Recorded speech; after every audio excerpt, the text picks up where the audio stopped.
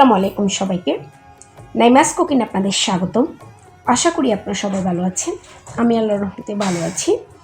আজকে আমি আপনাদেরকে তৈরি করে দেখাবো ইফতার স্পেশাল আলুর কোন সমোসা রেসিপি, মজাদার এবং সহজ ইফতার রেসিপি।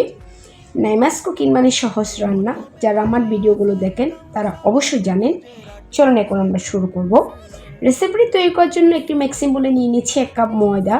আপনারা এখানে ময়দার পরিবর্তে আটাও নিতে পারেন। সামান্য লবণ আর 1 টেবিল চামচ সয়াবিন তেল দিয়ে প্রথমে শুকনো উপকরণগুলো হাত দিয়ে মিশিয়ে নিলাম। এরপর অল্প অল্প নর্মাল পানি দিয়ে একটা ডো তৈরি করে নিয়েছি। এখন এটাকে আমি ঢাকা দিয়ে 10 মিনিট রেস্টে রেখে দিচ্ছি। এখানে আমি মিডিয়াম সাইজের 11টা আলু সিদ্ধ করে নিয়েছি। এখন হাত দিয়ে আলুগুলো আমি গুঁড়ো করে নিচ্ছি। আলুগুলো ম্যাশ করা যাবে না, হাত দিয়ে একটু গুঁড়ো করলে হয়ে যাবে। স্বাদ মতো লবণ দিয়ে দিলাম, 1 চামচ চিলি ফ্লেক্স, হাফ চামচ চাট মশলা, হাফ চামচ জিরা গুঁড়া দিয়ে দিলাম। এরপর আলতো হাতে এগুলোকে মেখে নিচ্ছি। আপনার ছেলে এরপর যে একটু ধনেপাতা কুচি দিতে পারেন, আমার ছিল না সেজন্য আমি দিইনি। এখানে একটা বাটির মধ্যে নিয়ে নিয়েছি 1/3 কাপ বেসন, সামান্য লবণ, সামান্য হলুদ গুঁড়া। এরপর শুকনো উপকরণগুলো একটু মিশিয়ে নিলাম। এখন নর্মাল অল্প অল্প পানি দিয়ে আমি একটা ব্যাটার তৈরি করে নিচ্ছি। ব্যাটারটা আমার তৈরি করা হয়ে গেছে। দেখুন চামচটা ডোবার উপরে ভালোভাবে কোট হয়ে গেছে। এভাবে করে আমি ব্যাটারটা তৈরি করে নিয়েছি। এখানে আরেকটা বাটির মধ্যে নিয়ে নিচ্ছি 1 টেবিল চামচ ময়দা। অল্প নর্মাল পানি দিয়ে আমি একটা আটা তৈরি করে নিচ্ছি। এটাও তৈরি করা হয়ে গেছে। 10 মিনিট পর ডোটা দেখে নিচ্ছি। ডোটা আগের থেকে অনেকটা সফট হয়েছে, তাও আমি হাত দিয়ে একটু মতে নিলাম। এরপর রুটি বেলার পিঁড়ির মধ্যে নিয়ে নিয়েছি, একটু লম্বা করে নিয়েছি। এটাকে ছুরি দিয়ে আমি 3টা ভাগে ভাগ করে নিয়েছি। প্রথমে একটা ভাগ নিয়ে নিলাম, নিয়ে আমি একটা রুটি বেলে নিচ্ছি। পাতলা করে একটা রুটি বেলে নিতে হবে। রুটিটা আমার বেলা হয়ে গেছে। রুটিগুলো সেকার জন্য আগে থেকে চুলায় একটি আমি তাওয়া বসিয়ে রেখেছিলাম। এখন আমি রুটিটা দিয়ে দিয়েছি। রুটিগুলো সেকতে বেশিক্ষণ সময় লাগবে না, 2 মিনিট সময় লাগে। এপাশ ওপাশ করে আমি রুটিগুলো সেকে নিচ্ছি।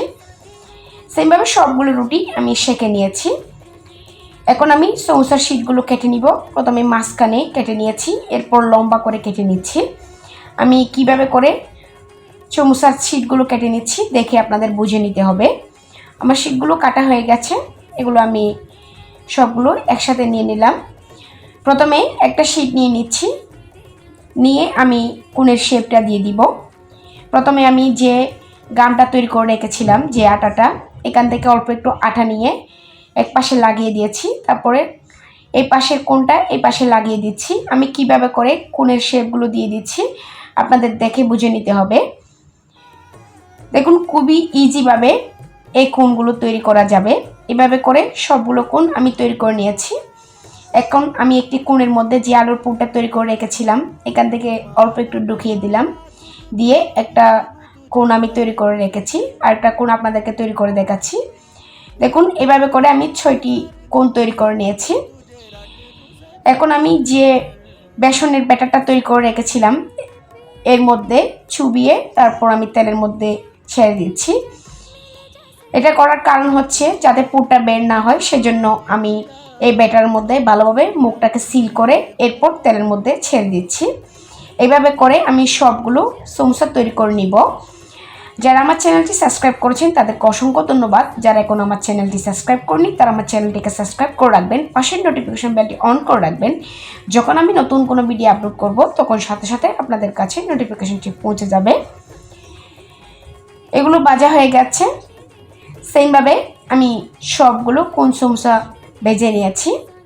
দেখুন এরপর একটি প্লেটের মধ্যে পরিবেশন করে নিয়েছি একটু আপনাদেরকে দেখানোর জন্য। একটি কোণ নিয়ে একটু ভেঙে দেখাচ্ছি ভেতরটা কেমন হয়েছে।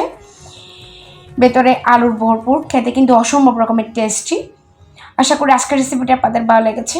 আশা করি আপনারা বাসায় ট্রাই করবেন। যদি আমার এরকম সহজ রেসিপিগুলো আপনাদের ভালো লেগে থাকে তাহলে অবশ্যই আমার ভিডিওতে একটি লাইক করবেন। কোনো প্রশ্ন থাকলে আপনারা আমাকে কমেন্টস করে জানাতে পারেন। সবাই ভালো থাকবেন, সুস্থ থাকবেন, আমার জন্য দোয়া করবেন। আল্লাহ হাফেজ।